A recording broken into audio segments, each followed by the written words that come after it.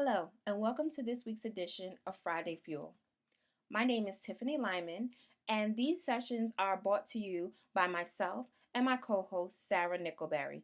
You can learn more about both of us by Googling us or looking us up on your social media profiles. You can also go to FridayFuel.com where you'll find more information not only about myself and Sarah, but about our previous Friday Fuel sessions. Friday Fuel is your weekly source of business information where we give you tools, trainings, trends, and other information that you can implement immediately to drive your business forward and to keep it in motion. Again, as I mentioned, if you want to access more information about the Friday Fuel series or to access previous sessions, you can go to www.fridayfuel.com. So let's get started. In this week's section, what we're going to talk about is one of the core actions of your social media content strategy, and that is creating and curating content. So we know that when you are implementing your strategy, you have to create and curate content. You're promoting the things, the products, and the services that you offer. You're responding to your market, and you're sharing other tools and resources with your market, as well as sharing some of the posts that your fans and followers have placed on your profiles. So there are a lot of actions that you're doing online, but creating and curating tends to be one of those that takes up the most amount of time. It can be very time intensive. It requires you to be strategic because you want to make sure that your posts are cumulative, meaning that they are focused, that they're aligned, and that they build upon one another. That each time you post, you're building your expertise, you're building the trust with your market. So you want to make sure that there is some alignment and some strategy there. And it's also very critical to how you do business. So a person can read one of the posts that you put out there and that's the first one. You want to make sure that that one is sticky enough that it's going to encourage them to want to know more about you. So this is the area where you're going to spend most of your time when you're creating your social media content strategy. However, I want to remind you that it is worth it. It's worth all of the time and the energy that you're going to put into it. What I'm going to introduce you to today is going to be a tool that's going to help you to reduce some of the time and energy that you're putting into this part of the strategy without reducing the results that you're looking to get from it.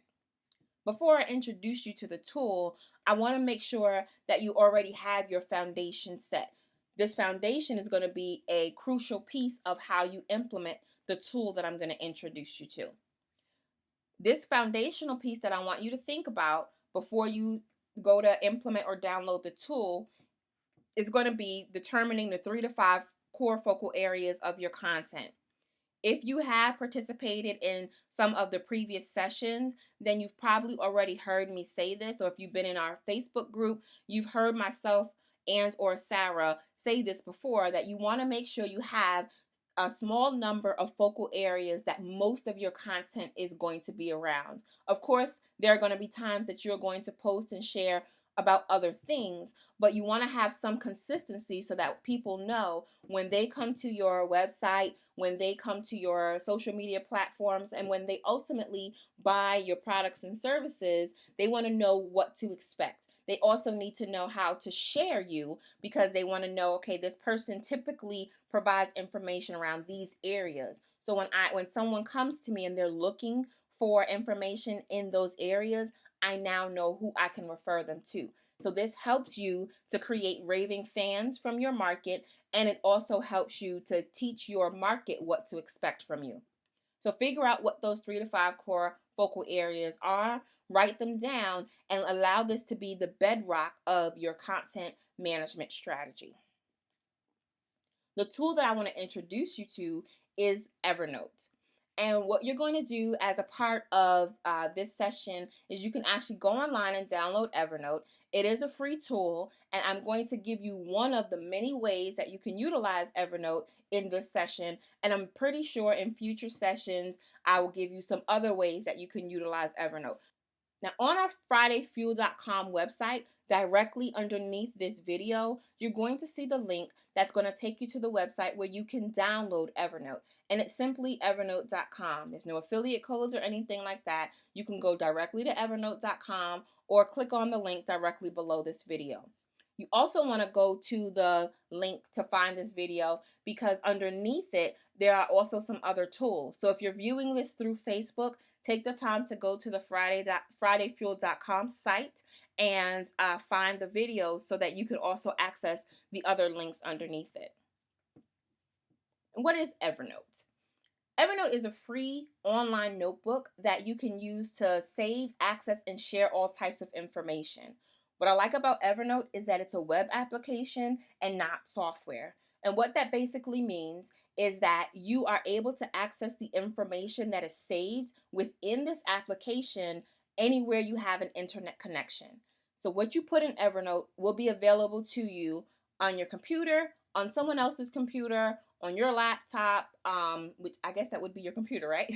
So on your iPods or tablets, smartphones, etc. So anywhere you can get an internet connection, basically, you'll be able to access the information that you've placed into Evernote. And I think that's very important because most small business owners need to be able to be mobile and flexible.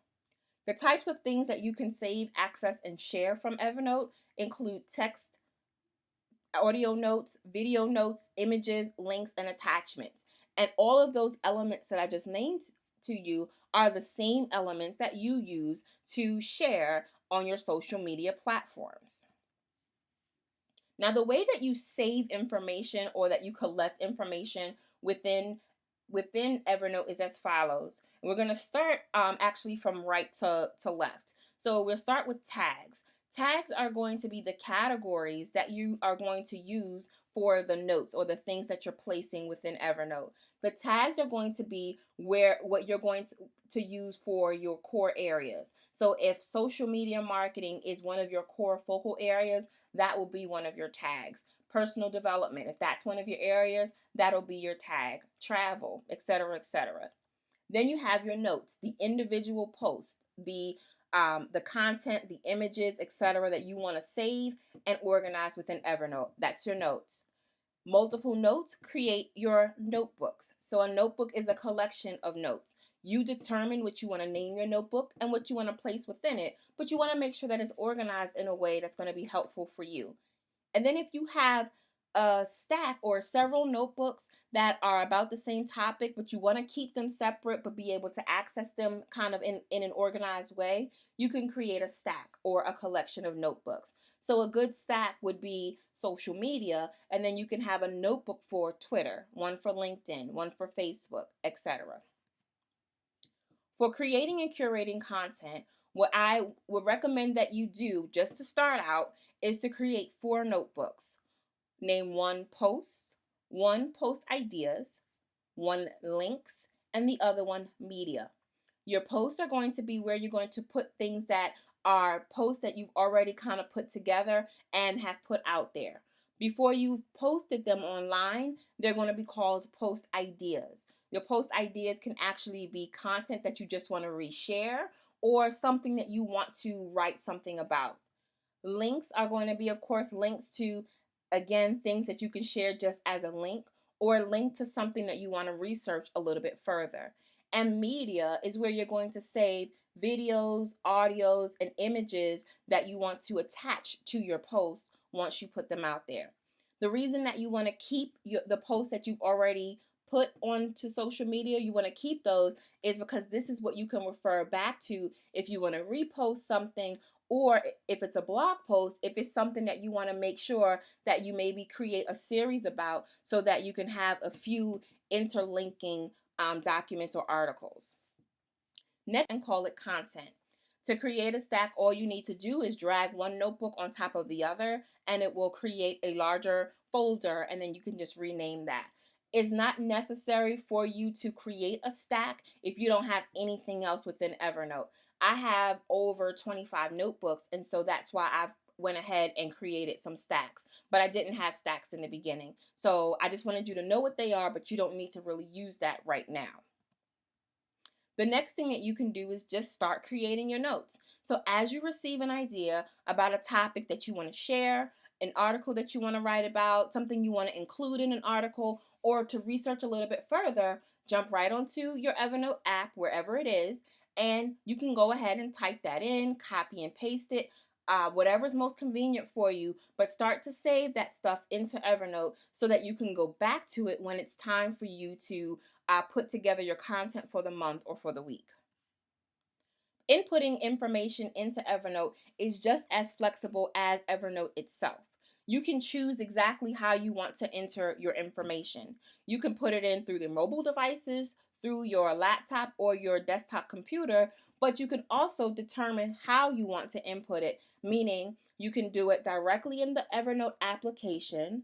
You can email information directly into Evernote, and the link to the instructions on how to do that is right below the video on fridayfuel.com. You can also use a web clipper, which is a very, very quick and easy way for you to go online, skim some information, decide you want to read about it later or write about it later. Click on the little icon. It will capture whatever you were looking at, either the article or just the URL, and it will save it in Evernote for you. And again, the information for that is directly under the video. So this helps you to have multiple ways of getting the information over to Evernote in a fast way and in a way that's going to help you to stay organized. Now, when it's time for you to actually sit down and spend some time creating your strategy, you want to be as focused as possible. And this is where a lot of people say they had a challenge, is because you're online, you're looking for what to write about, or you're getting more information. The more information you look for, the more sidetracked you end up being. If you've taken time throughout the week to send information over into Evernote with all of the things you want to write about, share about, etc., the only one tool that you need to use when you're putting your strategy together would be Evernote. Because if you put the images over there, the videos, the audios, all those things, if you save those into Evernote over the week, you'll actually be able to go over there, look at your post ideas, and figure out which one of those you already have the most content or the most relevant media on, and those can become your post for the week.